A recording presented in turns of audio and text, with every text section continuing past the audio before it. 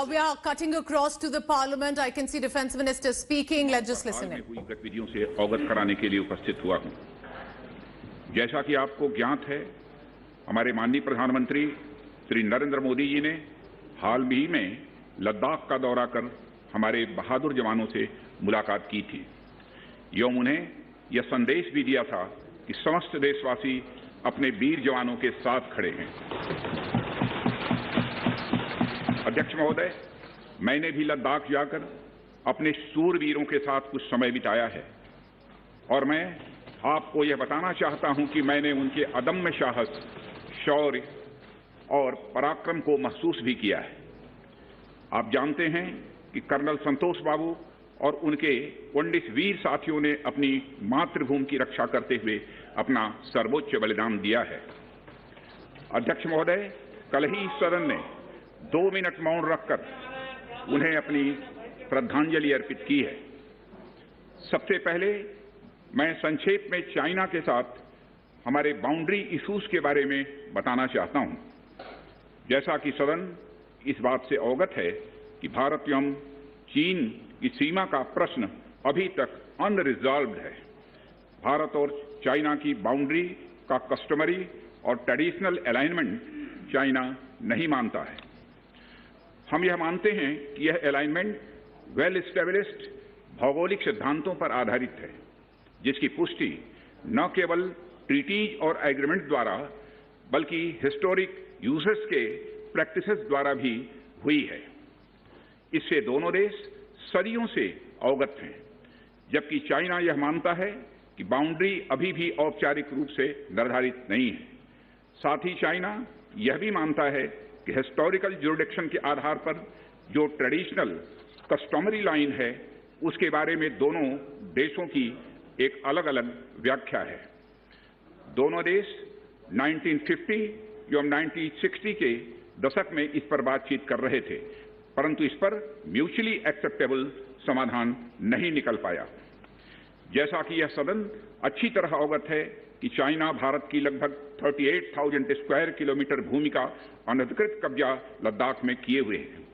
इसके अलावा 1963 में एक तथाकथित बाउंड्री एग्रीमेंट के तहत पाकिस्तान ने पीओके की 5,180 स्क्वायर किलोमीटर भारतीय जमीन अवैध रूप से चाइना को सौंप दी है। चाइना अरुणाचल प्रदेश की सीमा से लगे हुए लगभग 90,000 स्क्वायर किलोमीटर भारतीय क्षेत्र को भी अपना बताता है। अध्यक्ष महोदय, भारत तथा चाइना दोनों ने औपचारिक तौर पर यह माना है कि सीमा का प्रश्न एक जटिल मुद्दा है, जिसके समाधान के लिए पेशेंस की आवश्यकता है तथा इस इशू का फेयर, रीजनेबल और म्यूचुअली एक्सेप्टेबल समाधान शांतिपूर्ण बातचीत के द्वारा निकाला जाना चाहिए। अंतरिम रूप से दोनों पक्षों ने यह मान लिया है कि सीमा पर पीस और ट्रैंक्विलिटी बहाल रखना बाइलेटरल रिलेशंस को बढ़ाने के लिए यह अत्यंत आवश्यक है। मैं यह भी बताना चाहता हूं कि अभी तक इंडिया चाइना के बॉर्डर एरियाज में commonly delineated line of actual control नहीं है और एलएसी को लेकर दोनों का परसेप्शन अलग अलग है। इसलिए पीस और ट्रैंक्विलिटी बहाल रखने के लिए दोनों देशों के बीच कई तरह के एग्रीमेंट्स और प्रोटोकॉल्स भी हैं। इन समझौतों के तहत दोनों देशों ने यह माना है कि एलएसी पर पीस और ट्रैंक्विलिटी बहाल रखी जाएगी, जिस पर एलएसी की अपनी अपनी रेस्पेक्टिव पोजीशंस और बाउंड्री क्वेश्चन का कोई असर नहीं माना जाएगा। इस आधार पर वर्ष 1988 के बाद से दोनों देशों के बाइलेटरल रिलेशंस में काफी विकास हुआ था। भारत का मानना है कि बाइलेटरल रिलेशंस को विकसित किया जा सकता है तथा साथ ही साथ बाउंड्री मुद्दे के समाधान के बारे में भी चर्चा की जा सकती है, परंतु एलएसी पर पीस और ट्रैंक्विलिटी में किसी भी प्रकार की गंभीर स्थिति का बाइलेटरल रिलेशंस पर निश्चित रूप से असर पड़ेगा। अध्यक्ष महोदय, वर्ष 1993 और 1996 के समझौते में इस बात का जिक्र है कि एलएसी के पास दोनों देश अपनी सेनाओं की संख्या कम से कम रखेंगे। समझौते में यह भी है कि जब तक बाउंड्री इश्यूज का पूर्ण समाधान नहीं होता है, तब तक एलएसी को स्ट्रिक्टली रेस्पेक्ट और अधर किया जाएगा और उसका उल्लंघन किसी भी सूरत में नहीं किया जाएगा। इन समझौतों में भारत व चाइना एलएसी के क्लैरिफिकेशन द्वारा एक कॉमन अंडरस्टैंडिंग पर पहुंचने के लिए भी कमिटेड हुए थे।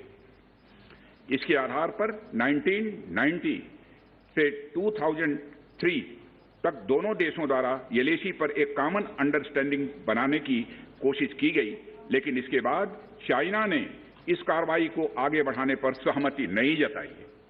इसके कारण कई जगहों पर चाइना तथा भारत के बीच एलएसी परसेप्शंस में ओवरलैप है। इन क्षेत्रों में तथा बॉर्डर के कुछ अन्य इलाकों में दूसरे समझौतों के आधार पर दोनों की सेनाएं फेस ऑफ आदि की स्थिति का समाधान निकालती हैं, जिससे कि शांति कायम हो।